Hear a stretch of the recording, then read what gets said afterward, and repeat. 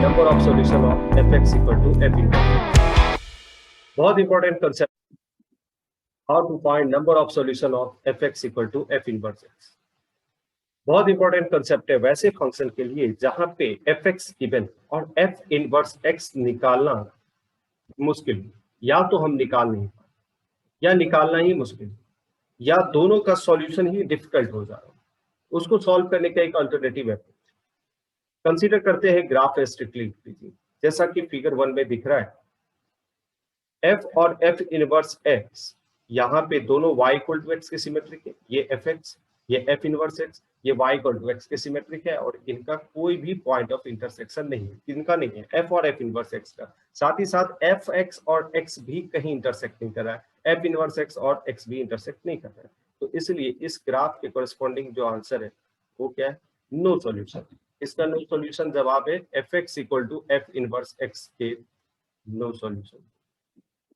दूसरा ग्राफ देखिए, इस ग्राफ में fx कट कर रहा है y इक्वल टू x को at the point x1 and x2, x coordinate x1 और x2 पे कट कर रहा है, और graph y f inverse x का y इक्वल टू x के सिमेट्रिक होगा। तो हमने ये ग्रीन लाइन जो ग्रीन कर्व जो दिख रहा है वो y इक्वल टू x को मिरर समझ के ड्रॉ कर लिया है, y इक्वल टू x का इमेज दे दिया, तो ये भी वहीं से गुजर जाएगा।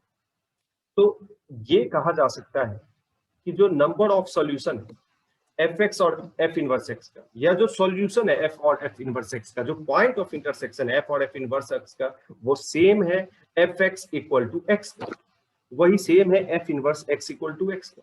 तो हमें बिल्कुल भी जरूरत नहीं है f इनवर्स x निकालने की। अगर कोई पूछता भी है f और f इनवर्स x का पॉइंट ऑफ इंटरसेक्शन पता करो, तो क्या हम सिर्फ fx और x को सॉल्व करके नहीं बता सकते? अगर f और x को भी सॉल्व कर लिया जाए तो जो पॉइंट ऑफ इंटरसेक्शन है वही आंसर आएगा, x1 x2।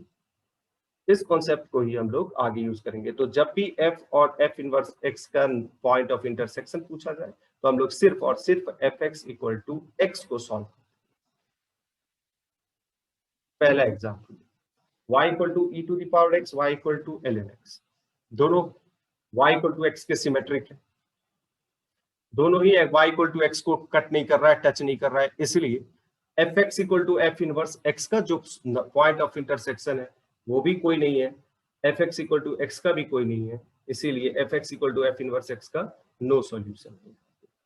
तो ये एलिमेंट्री ग्राफ है जो हमें मालूम होता है। अब ऐसे ग्राफ जो हमें ड्रॉ करना पड़े, this second example, fx equal to x plus 1 whole square minus 1 for the interval x greater than equal to minus 1। यहाँ भी क्वेश्चन वही है, find number of solution of fx equal to f inverse x। अब हम वो concept use कर रहे हैं, f डैश x निकाला, ये आ गया 2 इंटू x प्लस 1।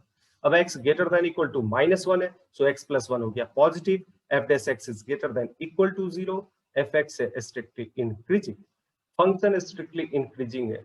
तो यहाँ पे क्या कॉन्सेप्ट है, हमें f इनवर्स की जरूरत बिल्कुल भी नहीं है, हम सिर्फ fx को x के साथ सॉल्व कर देंगे और आंसर वही आएगा। तो इसलिए fx इक्वल टू x को ही सिर्फ सॉल्व किया है यहाँ पे, और इसको सॉल्व करने पे आंसर आ गया x इक्वल टू माइनस 1 और 0, दोनों ही डोमेन में थे, यही वो आंसर।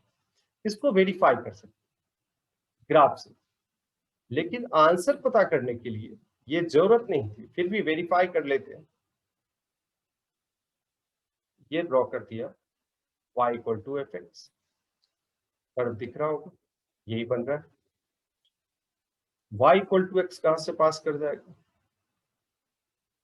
अब ये ग्राफ में कभी कभी गलत हो सकता है, इसलिए बेहतर है ये ऐसे आ जाएगा, इसमें f इनवर्स एक्स। यही दो सॉल्यूशन है, 0 और माइनस 1 और 0, करेक्ट।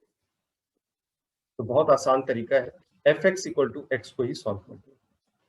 अब तीसरा है, कभी अब ये चीज को यूज करते हुए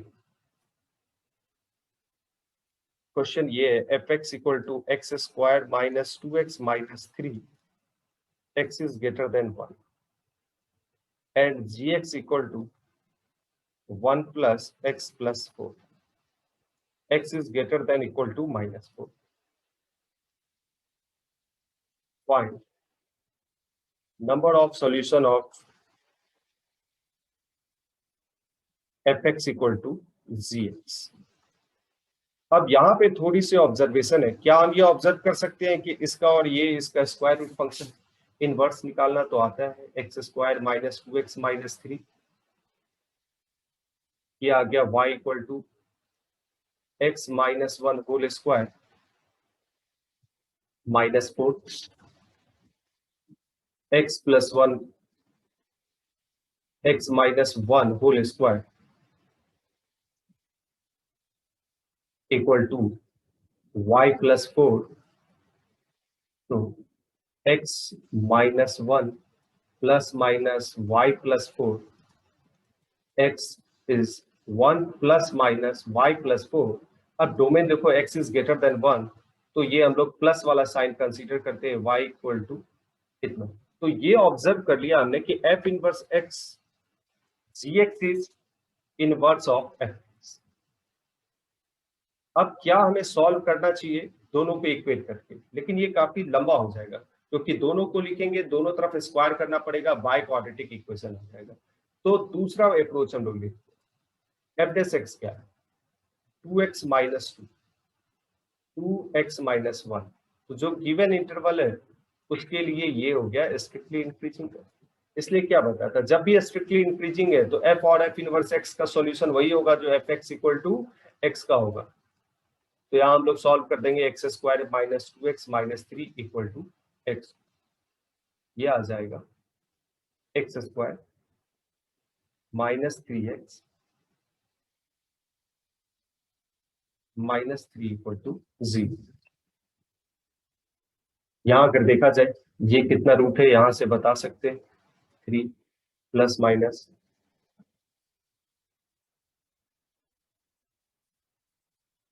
अपॉन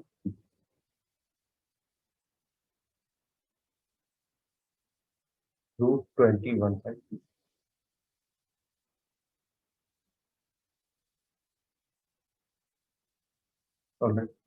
तो यहाँ पे x ग्रेटर देन 1 है, यहाँ पे कौन कौन सी वैल्यू कंसीडर कर सकते हैं? एक तो निगेटिव वैल्यू, तो यहाँ पे एक सॉल्यूशन आ रहा है और वो सॉल्यूशन क्या आ रहा है हमारे पास 3 प्लस √21/2 किस इंटरवल के लिए?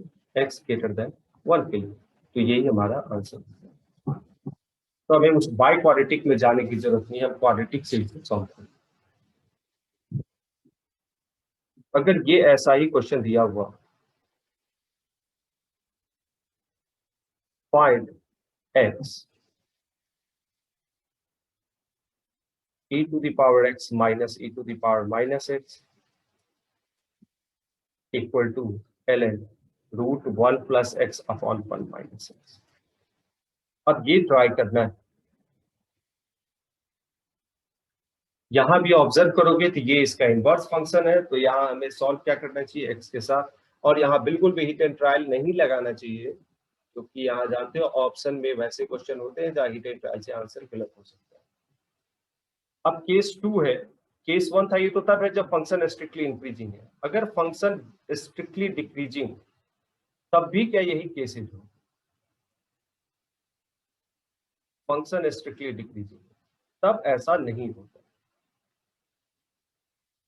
जैसे कंसीडर करते हैं f minus infinity to infinity और y भी minus infinity to infinity f x equal to x cube. अब यहाँ पे अगर सॉल्यूशन निकालना हो f x equal to f inverse x. अब यहाँ देखो एक्स क्यूब का ग्राफ क्या हो, माइनस एक्स क्यूब का, तो माइनस एक्स क्यूब का ग्राफ कैसा हो? ये minus x cube, y equal to x में इमेज लेना है हमें। y इक्वल टू एक्स में जब इमेज लेंगे तो ये इमेज कैसा बन के जाएगा? अब देखो यहाँ सॉल्यूशन कहाँ मिल गया हमें, other than the point y equal to x. तो यहाँ पे पॉसिबल है सॉल्यूशन जो y इक्वल टू एक्स के अलावा भी कहीं और मिले।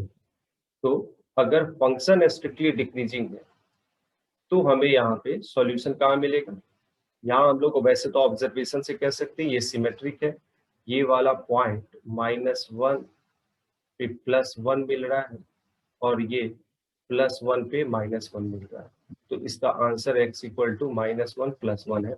लेकिन यहाँ पे y इक्वल टू x के साथ इसका सॉल्यूशन नहीं मिल रहा है। तो जब फंक्शन, यहाँ पे ये कॉन्सेप्ट है कि f अगर डिक्रीजिंग फंक्शन है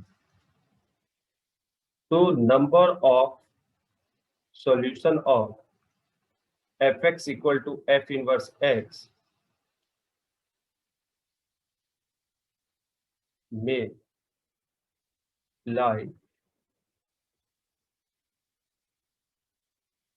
other than the line y equal to x। कहीं भी हो सकता है, y इक्वल टू x के अलावा भी हो सकता है। जैसे यहाँ पे देख सकते हैं y इक्वल टू x पे एक सॉल्यूशन मिल रहा है, तो एक सॉल्यूशन 0 भी है इसका -1, 1, 0, लेकिन इसके अलावा भी यहाँ सॉल्यूशन मिल रहा है। तो कंक्लूड करते हैं, तो फंक्शन अगर स्ट्रिक्टली इंक्रीजिंग हो तो हमें सिर्फ f(x इक्वल टू x) को सॉल्व कर देना चाहिए।